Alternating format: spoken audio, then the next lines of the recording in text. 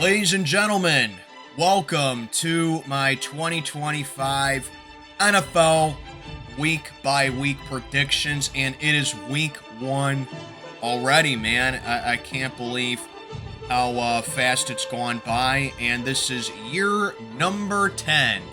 10 years I've been doing this Pick'em tournament, and it just continues to get better as the years go by. And this is going to be unlike any other years, as I don't know if I'm going to guarantee that I'm going to get every single week in this year. I may have to community post some of my weekly picks, but yeah, if you're watching this right now, then I am currently right now most likely on my way down to my wedding.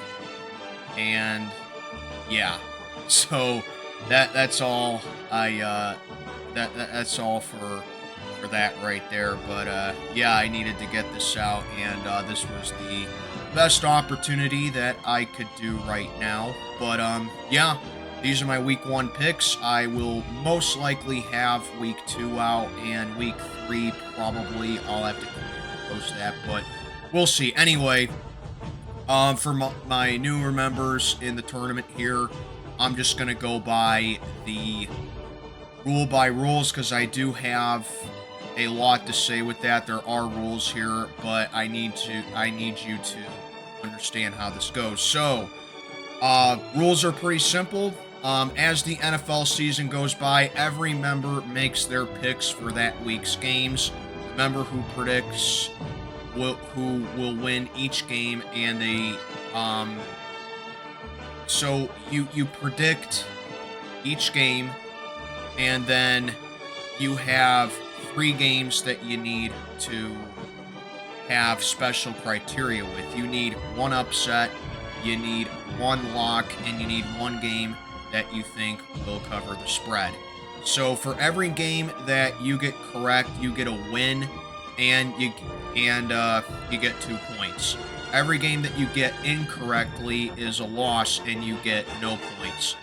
However, each member, like I said, is to have 3 big picks, one every week.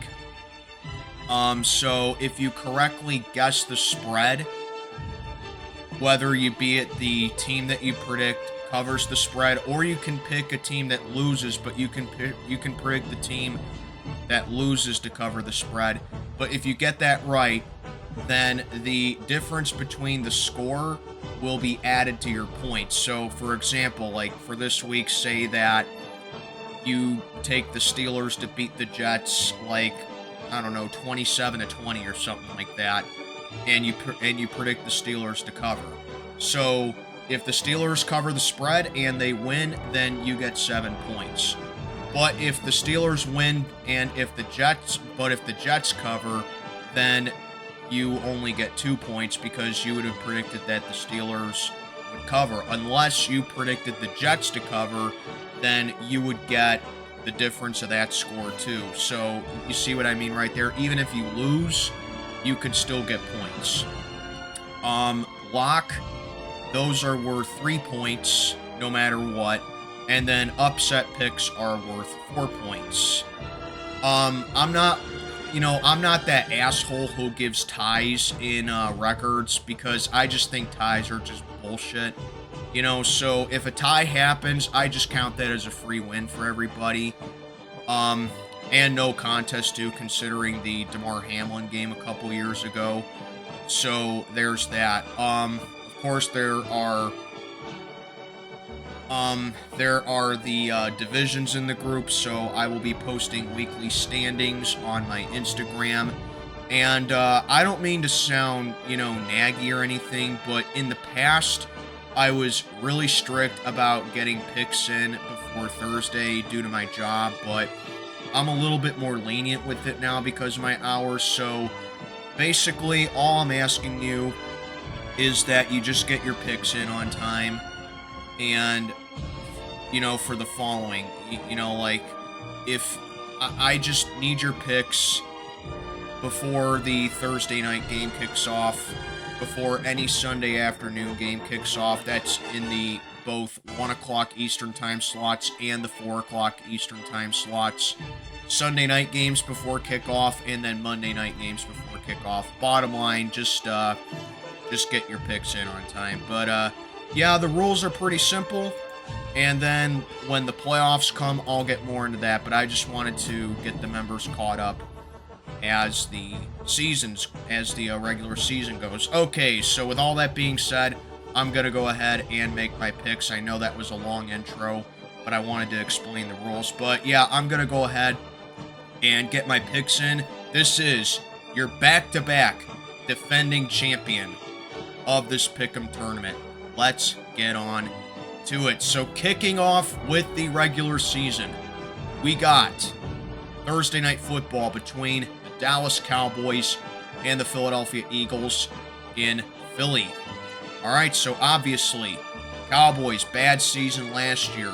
Philly, defending champions. A lot of people are saying, and by the way, as I'm recording this right now, I do not have the spreads, or I do not know what the spreads are, so those will be posted on the screen right here. But yeah, Dallas and Philadelphia. The thing with the Eagles is that they're the champs for a reason. They just have so many ways that they can beat you. Like, they'll beat you on the ground. They have by far the best running attack in the game. Jalen Hurts, Super Bowl MVP. And then, of course, you got the weaponry that they have with Devonta Smith and A.J. Brown, and Dallas Goedert is returning. And then, of course, you got Philly's offensive line is among the best in the league. And Philly's defense is just bruising, physical, and just overall a limiting unit right there. And that's why the Eagles are just the defending champs. They are loaded with talent. They are built to repeat. Dallas, on the other hand, is a decent football team, but I don't know if the Cowboys are just enough to stand with a team like the Philadelphia Eagles. Not saying the Cowboys don't have a chance in this game, but you take a look at how these two stack up with each other. Philly just has the really overwhelming advantage. Everyone's saying it's a big year for Dak Prescott. Yeah, every year's a big year for Dak Prescott. It's his 10th season in the league, and he's still looking mediocre at best out there. Cowboys O-line took a really big hit in the offseason, especially with losing Zach Martin. And, even though they have that 1-2 punch now with CeeDee Lamb and George Pickens, it's just going to be really tough to penetrate that Philly defense right there. So it is a divisional game. It might be a lot closer than what people say. But in the end, I am just going to go ahead and take the Philadelphia Eagles to win this one. They got the sweep over the Cowboys last year, and I think Philly wins again, but it won't be as dominant. So I am going to take the defending champs to get off to a 1-0 start with a win over the Dallas Cowboys. Then we have a Friday night game in Brazil. And it's an AFC West showdown between the Kansas City Chiefs and the Los Angeles Chargers. So the AFC champion Chiefs are heading out to Brazil. Kansas City 15-2, last year. Kansas City, as you know, they won a lot of close games last year. A lot of controversial calls as well. A lot of people saying that they're a bunch of frauds. But, the thing is, if you're able to win that many games despite being in close games, you're doing something right. Kansas City got it done with defense last year. The Chiefs' defense was the strong point of the team last year. Patrick Mahomes, we all know what he's capable of doing, but the past couple of seasons have been very pedestrian for him, so I really don't know what to boil that down to. If they're just bored, or if it's the new offensive coordinator that's going on for Kansas City. I don't know what it is, but the fact of the matter is they're still winning games, and they're still the dynasty. They've still won 3 Super Bowls since 2019. So, yeah, you just never count out Kansas City. That's just all there is to it. But, yeah, the Chiefs are the Chiefs, and then you got the Chargers. L.A., elite defense as well. I believe they held opponents to the fewest points per game last year And then they also got it done on the ground as well with adding Najee Harris to their run game in the offseason. Justin Herbert turned in a fine season. So, yeah, LA and Kansas City. I expect this to be a defensive game between the two here, unlike any other matchups that they've had in the past where it's been nothing but offense. But, yeah, you know, I see defense being the big standout here. I think defense is just going to create havoc in this game, and whoever blinks first on defense is going to cost them the game. So, overall, it comes to who I trust having the better offense and the better quarterback, and right now, that is Kansas City. Even though LA does have a better ground attack than the Chiefs do, I just think, you know, it's hard to pick against the Chiefs, isn't it? So, I think LA makes this a really close game, but in the end, I'm going to take the Kansas City Chiefs to win a very close defensive game. Once again, that's just how the Chiefs win nowadays, but I'm taking Kansas City to go to. Now we got your Sunday slate of games, and kicking things off, we got the Tampa Bay Bucs at the Atlanta Falcons. This one is down in Atlanta. Interestingly enough, Tampa won the South last year for the 4th consecutive season, and the Falcons missed the playoffs, but Atlanta did sweep Tampa Bay last year. So, yeah, you know, the Falcons, they got off to a strong start last year, faltered at the end of the season, missed the playoffs, and Tampa, basically the opposite. Tampa's this is a battle between two defenses that are kind of sus, but they do have strong points to them. Tampa has a really good defensive front. They get a lot of pressure in, and they will get a lot of sacks. Atlanta, their defense is a little sus as well. I don't trust the defense really to make a lot of big stops, but I feel like it's just a work in progress for Atlanta because they do have some key points to their defense. So, unlike Chiefs-Chargers, I think this is going to be really good eye candy for a lot of the NFL fans here. Tampa Bay, when they're clicking on offense, they're easily a top 5 offensive team.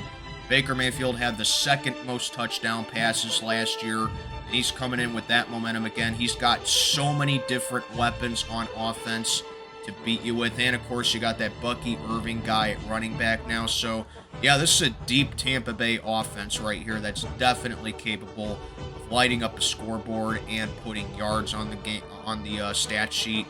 Atlanta, they are rolling with Michael Penix. He's a really good deep and vertical passer. He has weapons to his team right now, and there is reason for Atlanta to be optimistic going into the season, and if they can avoid that late season falter, then Atlanta is definitely capable of taking the NFC South. So this one was a really tricky one for me to decide because, like, I can see this going either way, but I think I'm going to lean a little bit more towards Tampa in this one, just because their offense might be way too much for Atlanta's defense to contain and limit, whereas Tampa, they have a sus defense as well, but I feel like their defense is just a tad bit better than Atlanta's, and they're able to hold off the offense that the Falcons have better. Not saying Atlanta doesn't have a good offense, because they do, but I just think Tampa Bay's offense is better. So I don't think Atlanta gets the sweep this year. I'm going to say Tampa goes in Atlanta and gets the job done in week 1. Then we got the Battle of Ohio. The Bengals head on up to Cleveland to take on the Cleveland Browns. The Bengals swept the Browns last year. Cincinnati got off to that 0-3 start, and that is what cost them the playoffs. Not the Chiefs resting their starters in Week 18, okay? How about you beat scrub teams like the Patriots, and then you talk about making the playoffs, okay? I don't see any Bengal fans posting about that. Kansas City earned the right to rest their starters in the season finale. All right? Anyway, Cincinnati started 0-3 last year. Their defense was just putrid on all levels last year. And they're basically coming in with the same defense minus the defensive coordinator this year. So, yeah, Cincinnati, it's going to be really tough for them to, win games if their offense is being elite as it was last year, because Joe Burrow, if the Bengals even had a respectable defense, not even a great defense, but just a respectable one, then Joe Burrow most likely wins MVP. Okay? But, yeah, Bengals, they really need an answer on defense right there, because we all know what they're capable of offense. Then you got the Cleveland Browns. They are coming into the season with 6 quarterbacks. That should tell you all you need to know about the Browns right there. Nick Chubb, they lost in the offseason. I said in my season predictions that he retired, but my mistake, he was actually with the Texans now.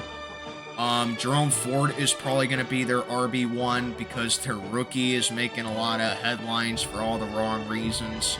So yeah, the Browns are just going to brown right there. Cleveland's defense is strong, but I feel like the reason that the Browns defense suffered last year was because their offense was just disgusting. Cleveland averaged under 16 points a game last year. And in a league today, if you're not able to score at least 16 points, you are just not going to succeed at all in the league. That's all there is to it. So, this is a matchup.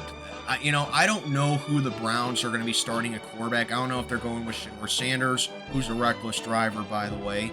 I don't know if they're going to be starting Joe Flacco. Who knows? It's the same thing with the Cleveland Browns every year. Who the hell knows who this team is starting at quarterback in week 1?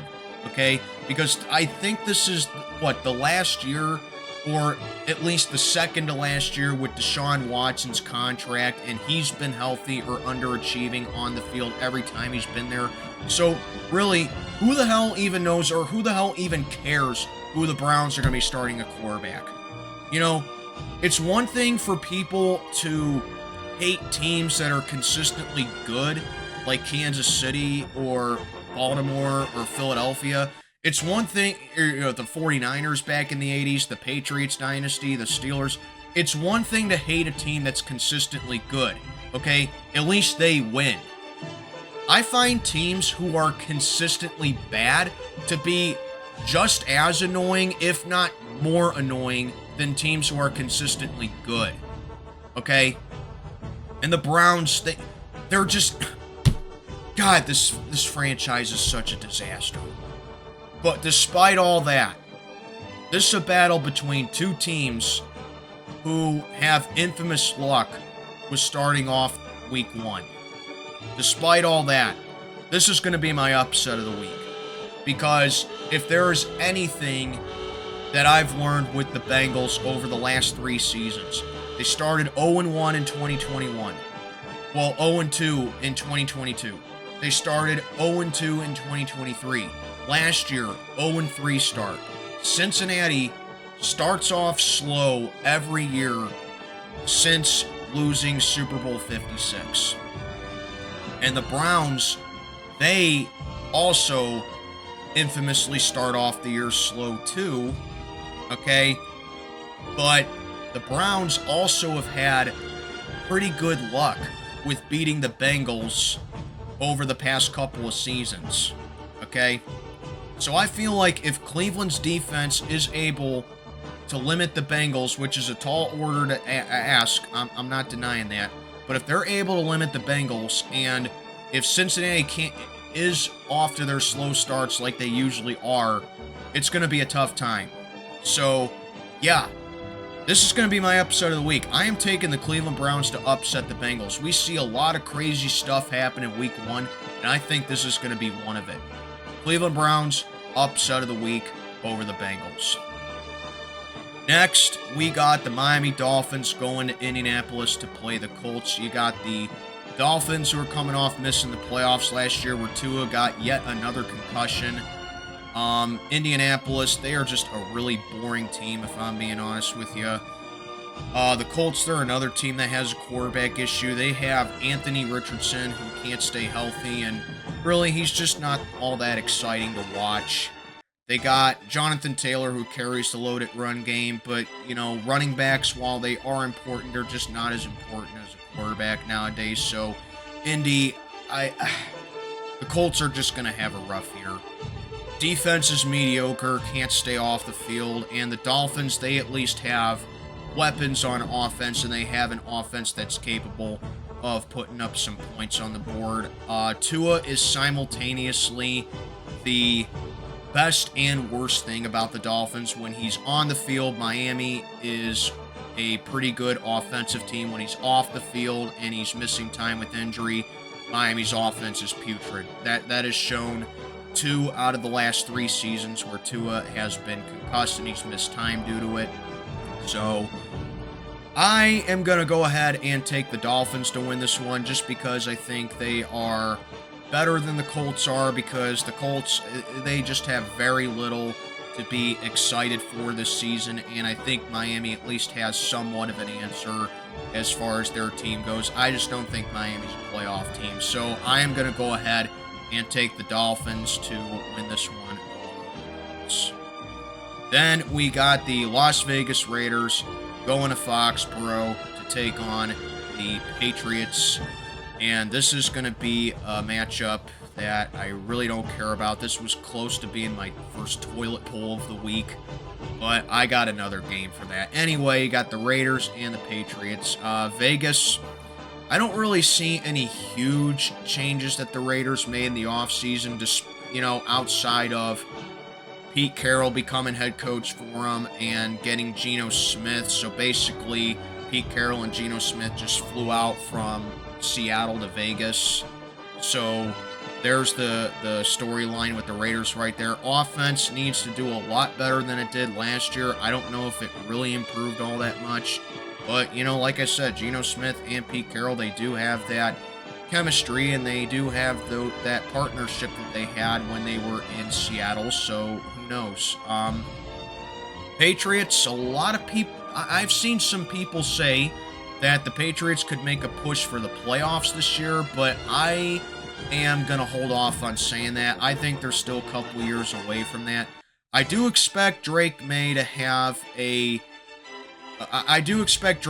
to improve, and I do expect him to take that next step forward.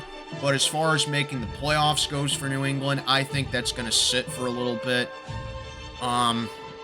New England's defense needs to do better than it did last year. Their offense is still a little bit undercooked, but I really think that this is going to be lower scoring games, just because I don't know what each offense has to bring to the table. So I'm going to go ahead and take the home team for this one, because, with me, when in doubt, I typically go home team in games like this. So I'm going to take the Patriots to win this one over the Raiders. Relatively low scoring. Next, we got the Arizona Cardinals at the New Orleans Saints. This one is down in New Orleans, as the Cardinals, they were one of those overachievers last year, as in 23 they were flat out garbage, but last year they showed signs that they could actually be a little bit closer to being competitive than what people think. So the Cardinals are definitely one of those teams that I'm keeping my eye out for this year, and we'll go and see how well it works out this year for the Cardinals. Kyler Murray, he's by no means a bad quarterback. I just don't think he's all that good against elite competition, and I just don't think he's enough to give Arizona a deep playoff push. He's only appeared in one playoff game, and the Cardinals got blown out in it. But yeah, I think Kyler Murray is good enough to be a franchise guy, but I don't think he's good enough to make a deep playoff push. Marvin Jr. enters his second season, a lot of big hopes with him. So yeah, like Arizona, they have a lot of talent on offense. Defensively, they could still use some work, but I don't think that's going to be an issue, because they're playing the Saints here. Saints are widely considered the worst team in the league this year by a lot of people. that includes me. I think the Saints are going to finish with the worst record in the NFL this year. They have no answer at quarterback for right now. I don't know if they're going with Rattler. I don't know if they're going with Show. I just don't know. You know, Kamara, they just continue to waste Alvin Kamara's, you know, best years in him.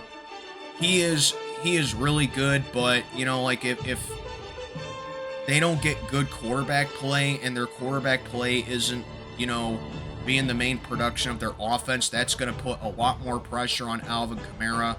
And with just the way that the Saints are right now, it's just not looking good. I am going to take Arizona to win this one over the Saints. The Saints, they got a respectable defense too, but, you know, if they're just staying on the field, they're eventually going to get tired. And with Arizona's sneaky good offense, I think they'll be able to get the best out of it. And I'm going to go ahead and take Arizona to win this one over the Saints.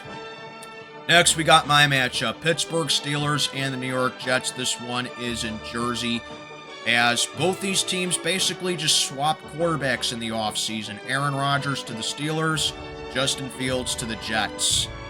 So, yeah, that's the main headline right here. Steelers also adding DK Metcalf at wide receiver. Offensive line basically just looks the same, minus Dan Moore Jr. Thank God that scrub is finally gone. Najee Harris is no longer on the team. He's out in LA.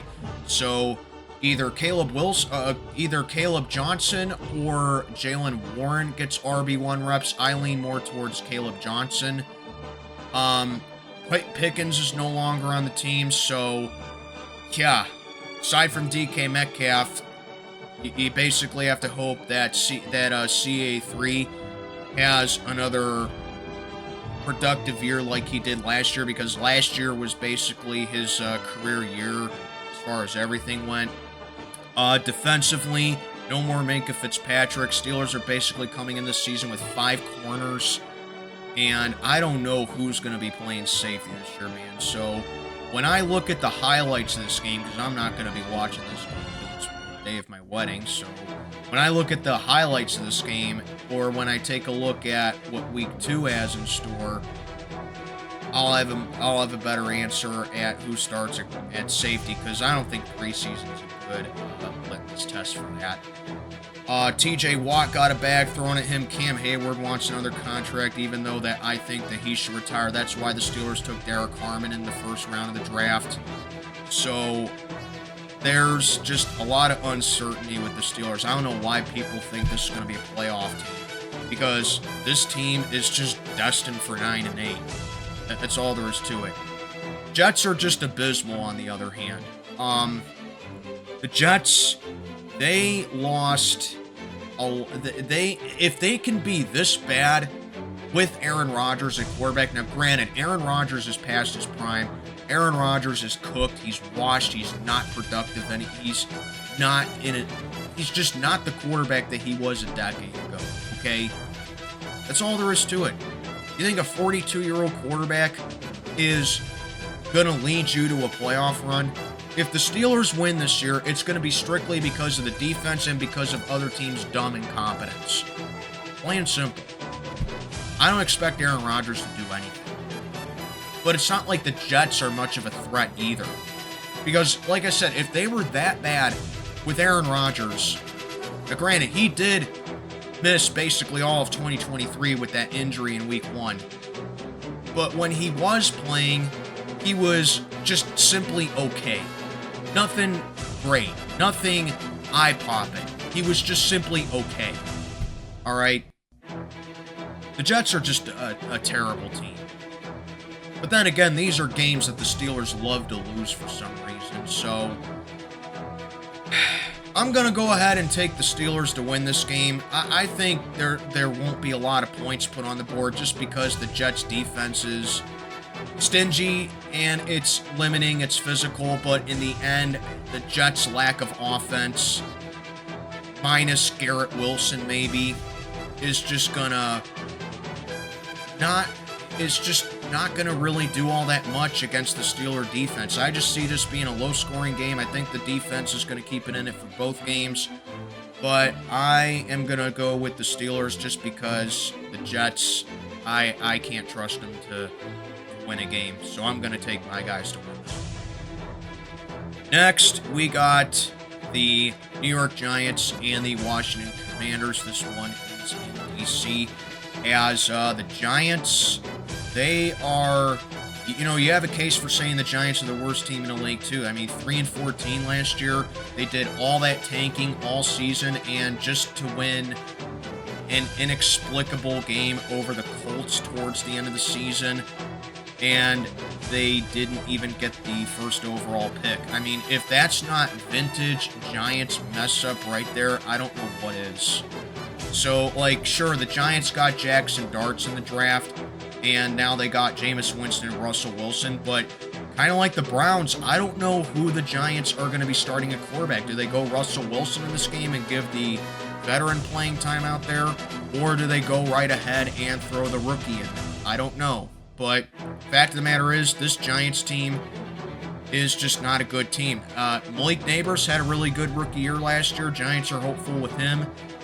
And defensively, Dexter Lawrence is really good. Kayvon Thibodeau, if he's healthy, he's on the field. He's really good. But yeah, there's really not much to write home with the Giants this year. Washington, amazing season last year. Offense was just so potent last year. Jaden Daniels, phenomenal rookie year last year. Well deserving of Rookie of the Year last year. And there are some big expectations with Washington right now. They added Deebo Samuel to their wide receiving core. They still got a solid run game. Defense is a bit spotty at times, but I think Washington will be able to weather the storm with that for most of the season. I don't think it's going to be much of a concern going up against the Giants because their offense is just really underwhelming. So I am going to go ahead and take Washington to win this one over the Giants. This one was close to being my lock of the week, but I got another matchup for that. But yeah, I'm going to go ahead and take Washington to win this one over the Giants. And now we got my first toilet bowl of the week. We got Battle of the Cats, but it's also a toilet bowl. Carolina Panthers and the Jacksonville Jaguars. This one is down in Jacksonville. So, Carolina, they do come into the season with a bit more optimism, more specifically with Bryce Young, because Bryce Young, when he got benched and he got put back in the starting role last year, he did do better, but it was just damage had already been done to the Panthers season, and they just weren't going anywhere. But Carolina does come into the season with a bit more optimism, so we'll see how it goes for Bryce Young right there. Some okay weapons for Carolina, but the defense, they need to do a lot better than having the worst defense in the league last year, that's for sure. Jacksonville, the Jaguars, their offense, very underwhelming. Trevor Lawrence is entering year 5, and I say it every year, I am not a believer in Trevor Lawrence. I think he is a very mediocre to below average quarterback, and a lot of people are telling me, oh, well, you just got to be patient with Trevor Lawrence. You just got to, wait it out with Trevor Lawrence because of 2022. Here's the facts, okay? This is now the third head coach that Trevor Lawrence is going to have in his career, and he's entering year 5. Okay, let me tell you this. If we play in a league today that's predicated around making the quarterback's life as easy as possible, and Trevor Lawrence now having 3 head coaches now, and his numbers are still mediocre, well below being a top 10 quarterback in the league, what does that tell you? Okay? Trevor Lawrence, is he terrible? No. Is he great? Fuck no. He is below average to mediocre. And that really is a shame, considering Jacksonville had to tank years ahead to get this kid, and he still remains mediocre on the field. I don't know what else to tell you. Jacksonville's defense, that being said, their defense is spotty as well, and I think that's going to pose a bit of a challenge to Bryce Young right there. But Jacksonville is also prone to giving up a lot of big plays, and seeing that Bryce Young had that momentum to close out last year when he was brought back into the starting role, I think that can work in Carolina's advantage. So, yeah, I really don't care about this game, but I'm going to go with the team that I think that has a bit more of an answer on offense, and that's Carolina right now. So I'm going to go ahead and take the Panthers to win this game. Honestly, I don't care if I get this game wrong. I won't lose any sleep over it. It's a who cares pick. So I'm going to take Carolina just because I have to pick someone. Now we got the later slate of Sunday games. First up, we got the Tennessee Titans and the Denver Broncos. This one is in Denver. Right off the bat, I am going to waste no time and say Denver is my lock of the week right here. One simple reason. The Titans, I believe, are starting Cam Ward in this game. And first of all, starting a rookie on the road against a team like Denver, who has arguably the best defense in the league, a defense that rang up 63 sacks last year. You're going to throw that kid, you're going to give that kid a baptism by fire like that against a team like Denver, who added highly to their team in the offseason. Yeah, the choice is clear. The Broncos, low-key, I think could steal the division from Kansas City if everything goes right for them. I definitely expect Denver to be in the playoffs. And I think with them going up against the team that was the worst team in the league last year, that got the first overall pick in Cam Ward, I think Denver wins this one fairly soundly. I like Denver all the way in this one. Broncos are my lock of the week, no doubt about it. Next, we got the San Francisco 49ers at the Seattle Seahawks in Seattle. As this one is a challenging one too. The 49ers, very disappointing year last year. They went 6-11 after a nice start to the season, and they suffered real heavily from that Super Bowl hangover. I believe they were like the most unhealthy team in the league last year. So, you know, you could say, well, cut the Niners some slack because they had a lot of injuries. I don't know about that now. San Francisco, we've seen the problems that they've had with health, but the fact is, last year was different. Even though they were injured, they were still in position to win a lot of games last year, but they kept blowing a lot of games late in the game, and they lost games that they probably should have won. And I believe one of those was against Seattle. So, yeah, I get it. The Niners were injured, but it was a different kind last year where, unlike in previous years, they had no chance of being competitive. They probably should have won some of the games that they lost. So I don't know what to make of San Francisco. I'm not going to be so lenient with them this year. I don't think Brock Purdy's clutch. It showed all year last year. CMC comeback, I think, is going to be big for San Francisco. And Brandon Ayuk missed a lot of time last year as well. So I think those two comeback could spark a little bit more confidence, but I am not in love with the offseason that the 49ers had. I think it's going to be a rough year for San Francisco. Rough year for Seattle, too. Beginning of the offseason, it looked like they were going to go on a full fire sale, and they lost a lot of significant players. But I still think Seattle won't be as terrible as people say. Don't get me wrong. I still think the Seahawks are going to be a pretty bad team this year. But worst team in the league, I'm going to pump the brakes on that one. They're coming in with Sam Darnold, who takes a lot of sacks, and going against this San Francisco defense that is definitely capable of getting a lot of sacks and being physical. I still think the defense is the strong part for San Francisco. But, yeah, and it doesn't help that he's playing behind an offensive line that gives up a lot of sacks as well. But, yeah, this one was tricky. On one hand, I could see Seattle winning this one. But on the other hand, I don't know if they're quite developed enough to go toe-to-toe against this San Francisco team that wants to believe they can be competitive when they're healthy. I don't know, maybe it's just one game, but I'm going to go ahead and take San Francisco to win this one here over Seattle. I just like the 49ers a bit more here. Although I could see Seattle winning this one, but I'm going to take San Francisco to win this game here. Now we got my rivalry of the week. This is going to be one of the best games of the week right here. We got the Detroit Lions heading on up to Green Bay to face the Packers.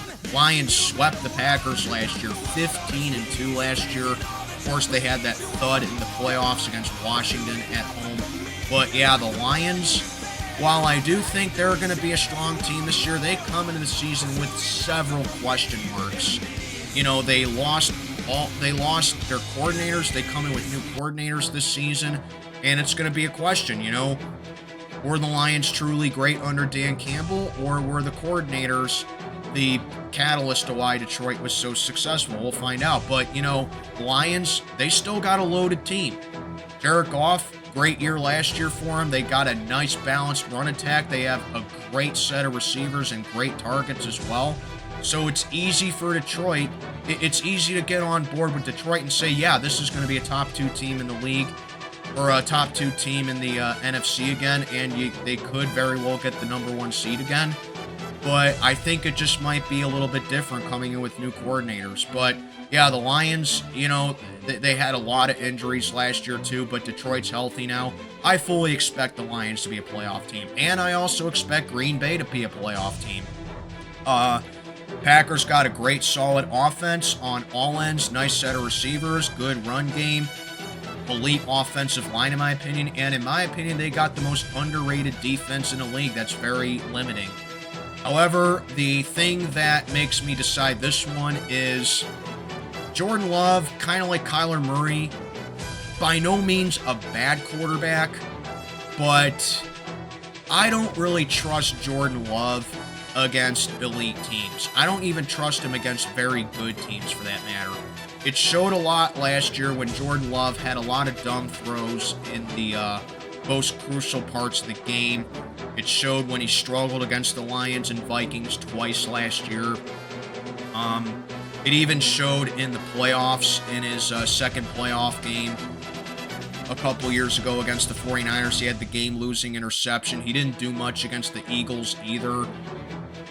Yeah, so Jordan Love, like I said, is he a bad quarterback? No. Is he a good quarterback? Yes. But until he really shows me that he's capable of going toe-to-toe against an elite team and being able to even beat an elite team, I just don't know if Green Bay is going to make a deep playoff run. I expect them to be in the playoffs, but I don't think they're going to make very much noise. And the Lions, I just think they outclass Green Bay as far as the way their roster is built, as far as the way that they're ran, and as far as the way that they can produce better than Green Bay can. I got the Lions winning this one. I do think Green Bay will make it a good game, but in the end, I'm just going to go with the team that is just more defined and they're just more productive. And right now, that is the Texans at the Rams. This one is in LA.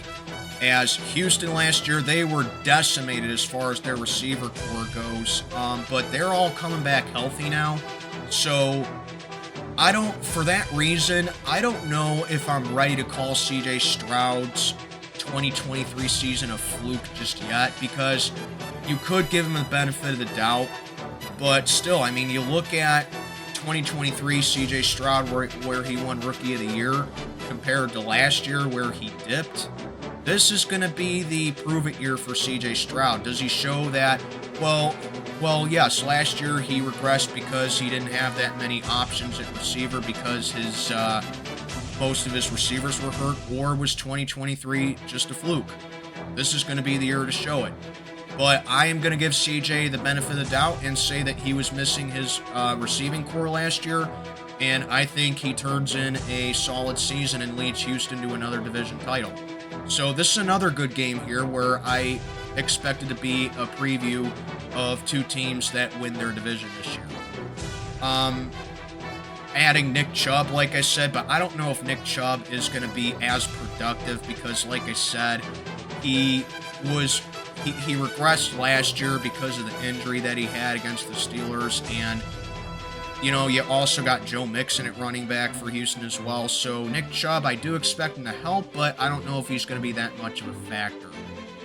You got LA.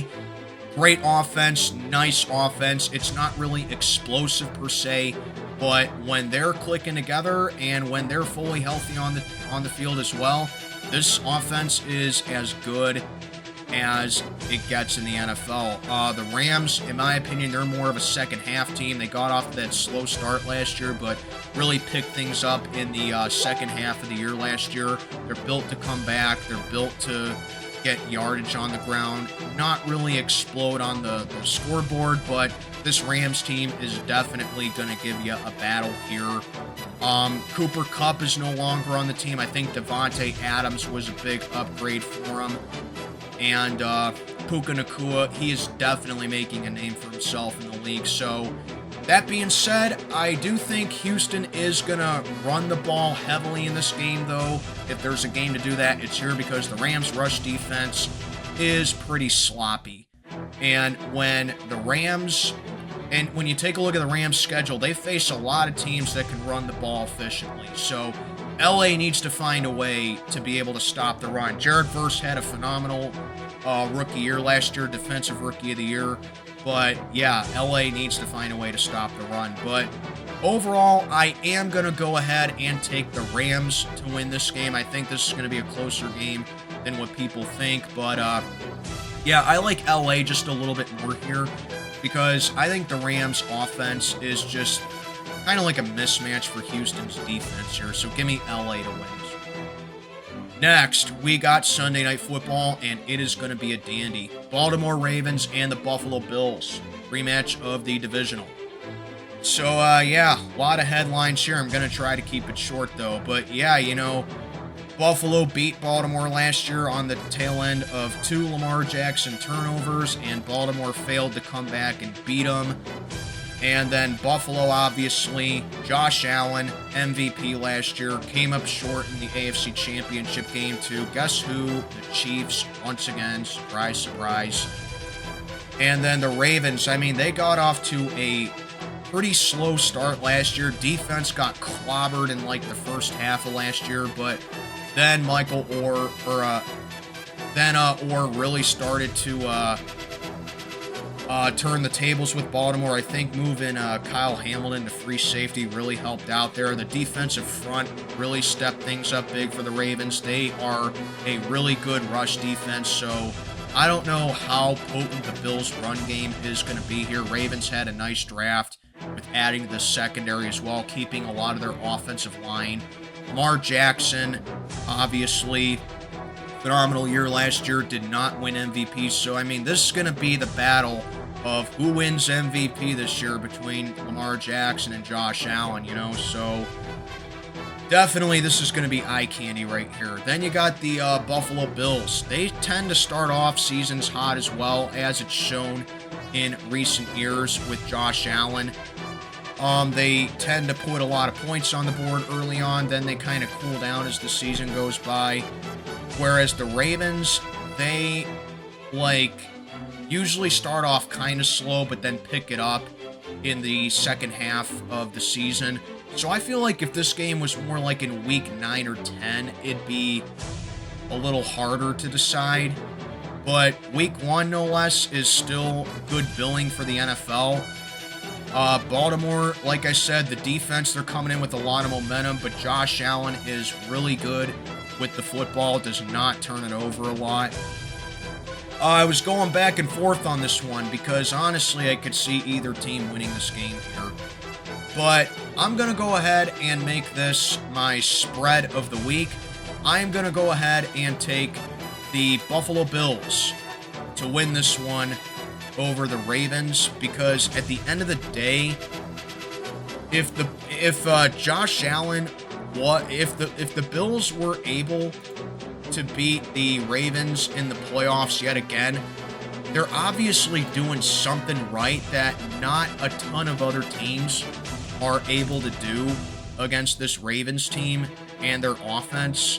Whereas Buffalo, they have now done it twice in Lamar Jackson's tenure. The other time they did it was in 2021. 2021. Or 2020, excuse me. But, yeah.